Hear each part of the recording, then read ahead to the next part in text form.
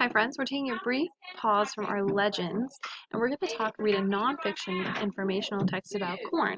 This is called Corn is Maize, the Gift of the Indians, and it was written and illustrated by Aloud. So the same person who wrote it also illustrated it, and maize is the Indian word for corn.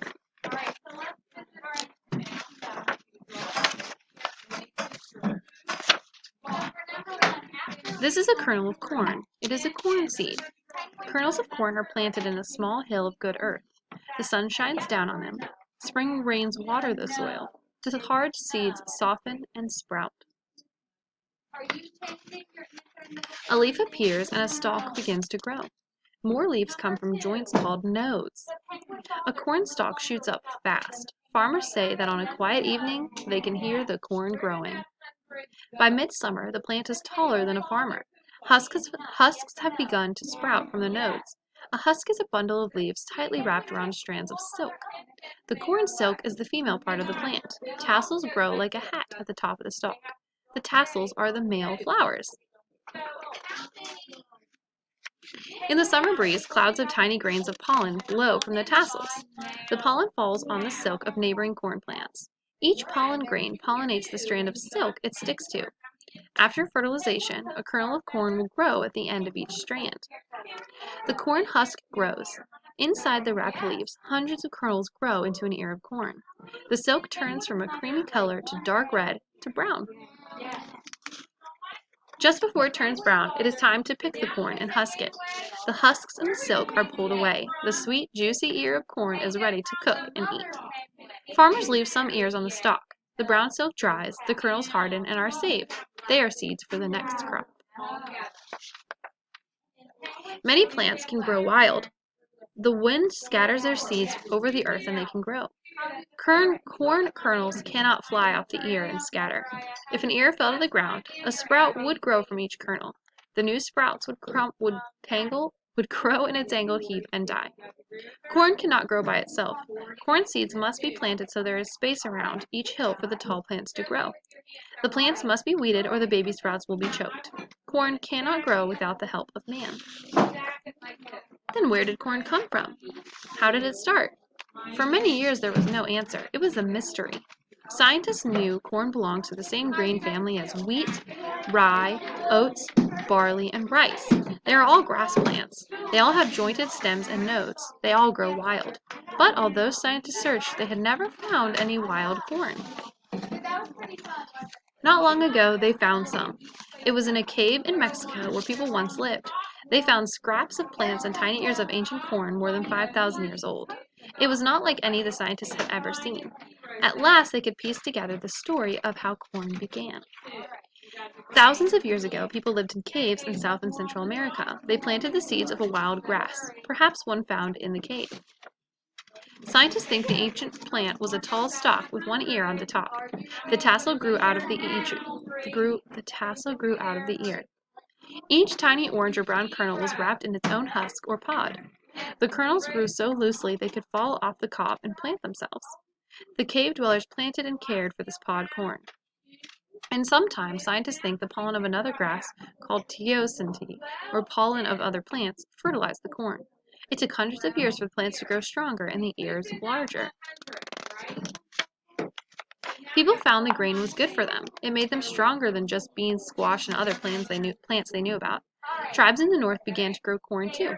In time, people in all the Americas were growing different kinds. They learned the right time to plant according to their climate. Different tribes planted in different ways. Some tribes planted 5 seeds in a hill. Others planted 2. Some tribes planted bean seeds with the corn kernel so the vine could grow up the stalk. Many tribes learned to bury a fish in each hill. The fish rotted and made good soil. By the time Christopher Columbus landed in the New World, the people he named Indians were expert farmers. The women tended the crops while the men hunted. They harvested the corn. Some of it they ate fresh, most of it they dried. They saved some for seed. The rest they ground into a meal on a flat stone, called metate. They ate the meal dry or made bread with it. They cooked it into mush. Indians of Mexico used cornmeal to make pancakes called tortillas. They made tamales by wrapping spiced meat mixed with meal in husks and boiling them. Many tribes boiled tiny, tender corn in the husks and ate the ears whole. They ate corn on the cob. They popped it. Tribes in the north cooked corn with beans and called it mikisikwa- mik- Misikwatosh. Excuse me if I'm mispronouncing that. Indians ate the tassels of the corn plant and sucked the sweet, fresh stalks. There's lots of different ways to eat that corn. They learned to store corn for the long winter ahead. Corn, the Indians' only grain, was their main food. Their lives depended on it. Corn was so important to them, the various tribes prayed to the corn gods they believed had sent it to them. They had festivals at planting time and at harvest. They chanted and made music, and each tribe danced its own corn dance. When Christopher Columbus returned to Europe, he told of the Indians and the grain they grew. He called it maize, which sounded like the name the Indians had used. Even today, the correct word for corn is maize. The word corn means grain. Corn is also the word used for the most important grain a country grows. In some countries, wheat is called corn. In others, oats are called corn. The Pilgrims called maize Indian corn, and Americans have called it corn ever since. When the Pilgrims landed in America, maize saved their lives. Indians gave them the dried grain to eat and showed them how to plant the crop. On the first Thanksgiving, the Pilgrims and the Indians together gave thanks for the corn harvest, as the Indians had done long before. The Pilgrims learned other things from the Indians. They stuffed mattresses with husks, burned cobs for fuel, made corn cob pipes, and corn shuck dolls, too. So using all the different pieces. Today, people all over the world grow corn. There are many, many kinds. Here are some: pop, sweet, flour, flint, dent, pod. We eat only sweet corn and use popcorn for popping. The rest is used to feed animals and to make things like corn flour, cornmeal, corn starch, corn oil, corn syrup, cereal, baby powder, glue, soap, alcohol, medicine, and many other things. Now scientists have developed new kinds of corn that have more and better protein than any other kind. People need protein to make them strong and healthy. Scientists hope someday this new corn will help many hungry people in the world. On large farms today, machines help farmers plow and sow seeds. A harvester picks corn and dries it so it can be stored without rotting. Then it is taken to a mill to be ground.